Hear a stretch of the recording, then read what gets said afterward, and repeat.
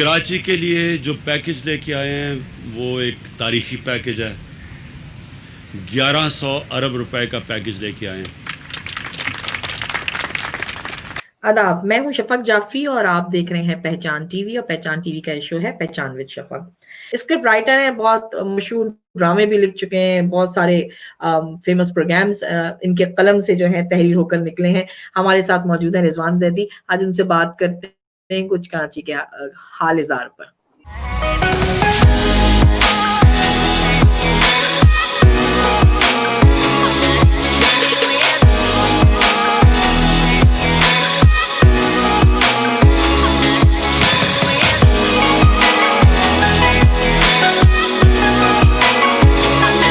अस्सलामुअलैकुम रिजवान भाई, मैं आपको वेलकम करती हूँ अपने शो में। बहुत खुशी है आपने मुझे वक्त दिया। वालेकुम अस्सलाम। और उम्र के इस हिस्से में किसी को दिल जला कहना वैसी दिल जलाने की बात है, लेकिन बहरहाल बात दिल जले की नहीं। आपने तारुफ कराया, बहुत बहुत शुक्रिया। यकीनन बिल्कुल कराची हमारी पहचान है, और जिस तरह पाकिस्तान डिबेट काउंसिल हमारी पहचान है, तो हमें बीइंग अ पक्का कराची वाला होने पर फख्र है, और उस कराची वाले पर होने पर फख्र है जो कि यकीनन पाकिस्तान का मुआशी हब है। लेकिन सबसे पहली बात यह कि कराची का मसला सिर्फ वही बयान कर सकता है जो 40-50 साल से कराची के अंदर मौजूद है। एक बिल्कुल वही वाली बात है, जब आप ग्राउंड में बैठे होते हैं तो आप बॉलर को भी कोस रहे होते हैं और बैट्समैन को भी कोस रहे होते हैं, या घर पर बैठकर अगर आप क्रिकेट मैच देख रहे होते हैं या फुटबॉल देख रहे होते हैं, बे बॉल इधर मारा, बे गोल इधर मार। लेकिन जो ग्राउंड रियलिटी, जो ग्राउंड में उतरा हुआ है ना, जो वहां रह रहा है, जो वहां फेस कर रहा है, सिर्फ उसको पता होता है। तो दीगर जितने भी तबसरा निगार हैं, उनका ताल्लुक इस तर्ज पे कराची का नहीं। हाँ, जो कराची के तबसरा निगार हैं उनकी बातों को जरूर तवज्जो से सुननी चाहिए, लेकिन मसला ये भी है कि अब जिस तरह मुख्तलिफ चैनल्स को देखकर अंदाजा हो जाता है कि वो कौन सी सियासी जमात से वाबस्ता है। 52, 54, 58 इलाकाई जुबानें बोली जाती हैं, तो उसमें एक वो वाहिद जुबान है जिसने उन तमाम जुबानों को एक लड़ी में पिरो के हार की सूरत दी है, और वो है जुबान उर्दू। तो उर्दू के साथ नाइंसाफी नहीं होनी चाहिए। और फिर वही जो आज से कई बरस कबल का जो मामला था ना, कि जो है वो अंग्रेजी जो है वो हाकिम की जुबान है और उर्दू जो है वो गुलाम की जुबान होगी, तो वो तासुर जब तक खत्म नहीं होगा, यह हर चीज एक दूसरी चीज से जुड़ी हुई है। असल में हम उर्दू पर भी बात करेंगे, लेकिन कराची की जब बात करते हैं हम, देखिए बात क्या है, हम पहले मसाइल एक सवाल। ना, बिल्कुल जैसे हम आपका बिल्कुल मैं आप ये कहते हैं कि वो लोग बात कर रहे हैं कराची पे जो कराची में रहे भी नहीं है, जो कराची के मसाइल को जानते नहीं। अब मैं और आप, हम तो पैदा भी कराची में हुए, हम पले बड़े भी कराची में, हमने कराची को रोशनी का शहर भी देखा और अभी हमने उसको पानी में डूबते हुए भी देखा।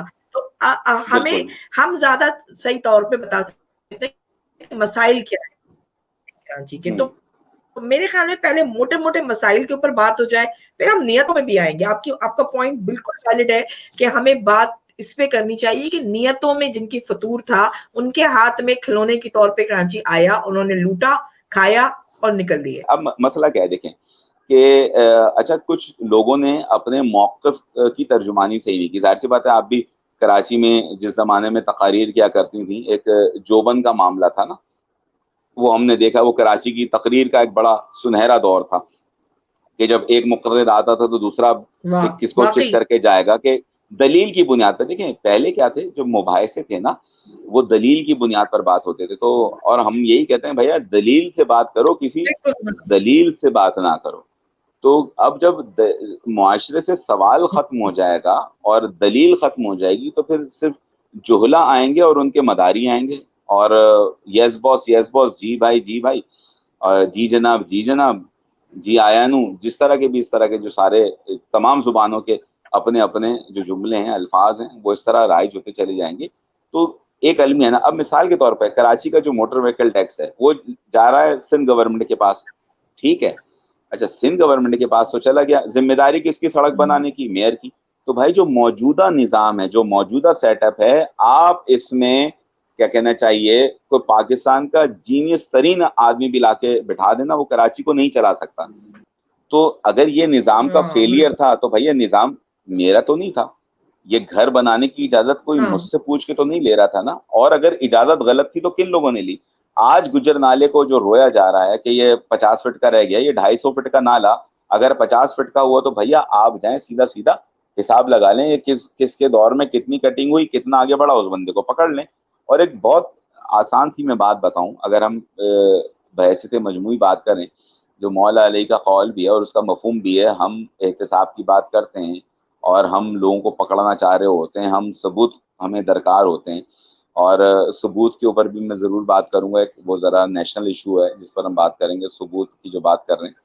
तो जो मौला अली का कौल है, उसमें वो है ना, उसका मफहूम ये कि ओवरनाइट चेंज अगर आ जाए किसी शख्स की ज़िंदगी में, अगर एकदम बदलाव आए, तो कहीं न कहीं करप्शन हुआ है। एक बहुत आसान सा तल है। तो एक हाँ, आदमी जो अगर एवरेज ज़िंदगी गुज़ार रहा है, अगर एक आदमी मोटरसाइकिल पे था और 8 साल बाद वो अगर आ गया है, प्राडो पर आ गया है, तो भाई कहाँ से आ गया? कहीं न कहीं करप्शन हो। वो भी मुमकिन है कि वो अपने गोशवारे जमा कराते वक़्त आपको साबित कर दे कि ये ₹5 उधर दिए, ₹8 इधर से आए, ₹12 इधर गए, ये क्या ₹18 मेरे। वो साबित कर देगा, लेकिन वो सारा का सारा एक करप्शन का निज़ाम है। तो बात सिर्फ यही है कि देखें, नफ़रतें क्यों नहीं ख़त्म हो रही?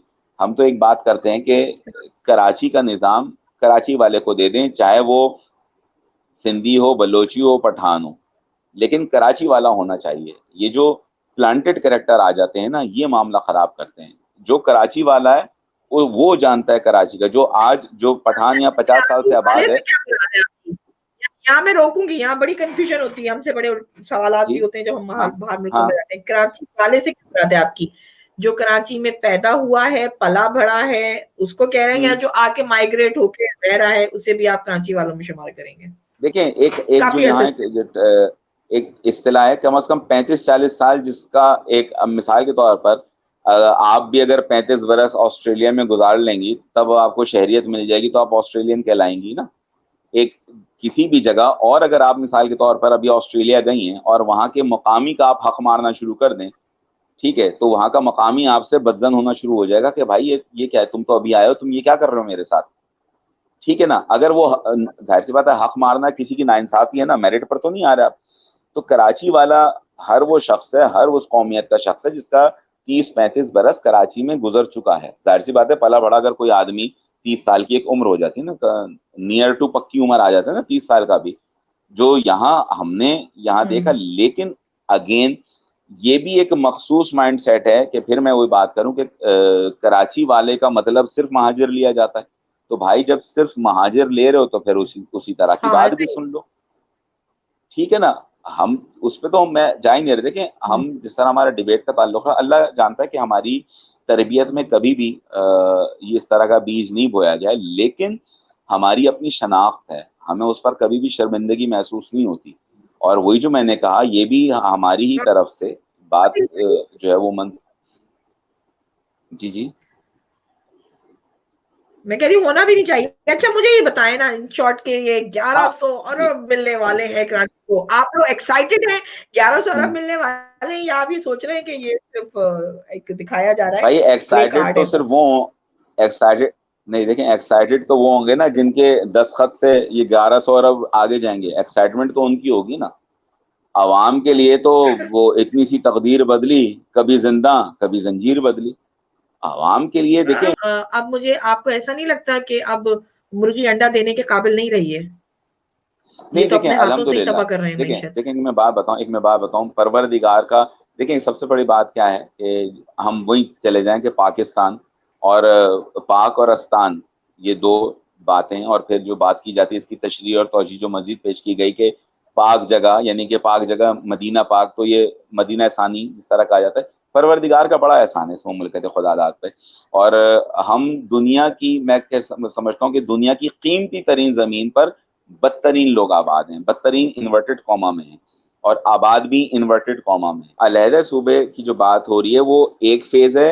अगर आप मिसाल के तौर पर उस तरफ नहीं जा सकते, तो खुदा के वास्ते कराची को एक कर दें। ये जो 17-18 इदारों के दरमियान तकसीम कराची है, ये खत्म होना चाहिए। कराची को एक होना चाहिए। किसी शख्स को भी लाके बिठाएं आप, वो पावरफुल होना चाहिए ना। अब आप मिसाल के तौर पर, जो शख्स बैठा हुआ है, मैंने बोला मेरे घर का गटर उबल रहा है, बोल रहा है ये मेरी जिम्मेदारी नहीं है। मैं गटर उबलवाने के पास गया, वो कह रहा है ढकना हटाने की जिम्मेदारी किसी और की है।